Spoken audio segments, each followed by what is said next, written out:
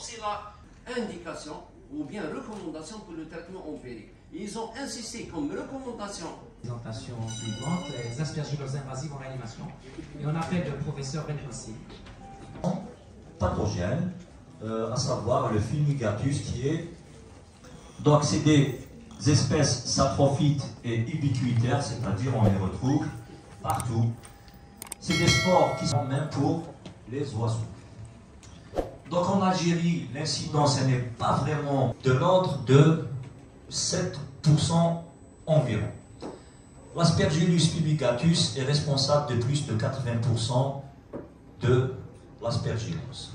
Et on voit bien que la courbe de l'aspergillose augmente progressivement au fur et à mesure.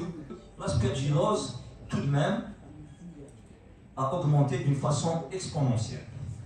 Il y a une différence très importante entre certains centres par rapport à l'incidence de cette pathologie. Donc la physiopathologie de l'aspergillose, elle est très simple, un petit peu fragile. On va récolter une pathologie pleuropulmonaire suite à l'aspergillose.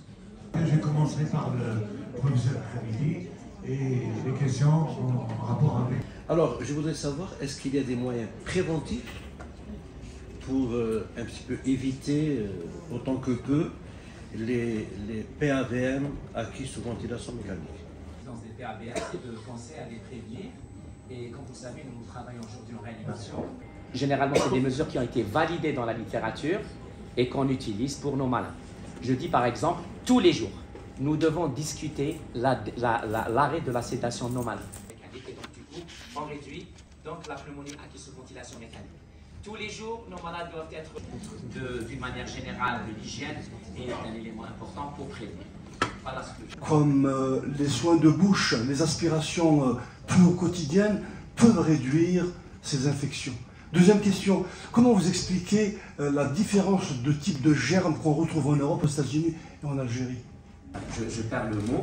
C'est-à-dire qu'il y a des bactéries qui sont incrustées dans la plaque dentaire et le fait de faire des brossages quotidiens, oui, effectivement, donc je réponds rapidement pour dire que les petits soins... Risque, la radio, donc beaucoup de faiblesse. Donc je fais allusion à l'échographie pulmonaire. Moi je pense qu'il faut... Professeur Benhossi Yassine, chef du département d'anesthésie-réanimation au CHU Tizi Ouzou. Donc, je suis l'initiateur de cette journée scientifique qui concerne l'anesthésie-réanimation, les urgences et la douleur.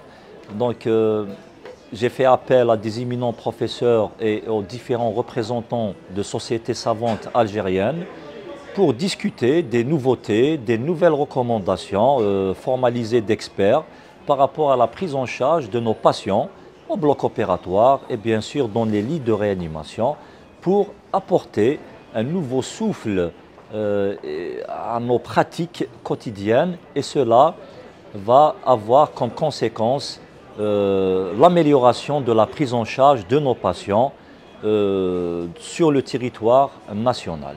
Donc c'est une journée nationale qui a fédéré 15 wilayas algériennes pour discuter de nos difficultés et bien sûr de faire un constat et à la fin de proposer des solutions pour nos patients.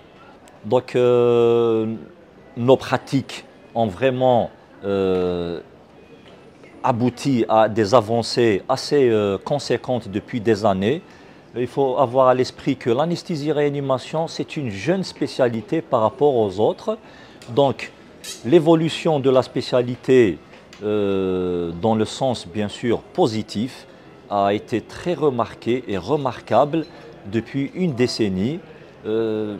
Mais quand même, il reste toujours des insuffisances et un déficit concernant la prise en charge de nos patients, que ce soit sur le plan technique, que ce soit sur le plan connaissance et savoir, et que ce soit sur le plan également moyen. Donc, concernant les ressources humaines, il y a un manque, on peut dire, que je pourrais qualifier de terrible en personnel soignant dédié au service de réanimation, mais aussi dans le cadre de l'anesthésie. Donc c'est une spécialité dont la formation est très promue par l'État, mais on n'arrive pas, par rapport aux besoins de la spécialité à l'échelle nationale, on n'arrive pas à subvenir à tous les besoins, notamment dans les grands CHU du territoire national. Donc par rapport aux recommandations qu'on vient d'avoir, c'est beaucoup plus les infections en milieu de réanimation. Il faut les prévenir, il faut savoir les anticiper, savoir également, lorsqu'elles sont installées, faire face à ces infections avec une thérapeutique bien ciblée. On a également des problématiques qui ont été discutées concernant les intoxications au CO. C'est la période. Donc on a eu des recommandations de prise en charge assez innovantes qu'on n'avait pas à notre niveau. Donc c'est à nous de faire des efforts et essentiellement de nous améliorer et améliorer nos pratiques.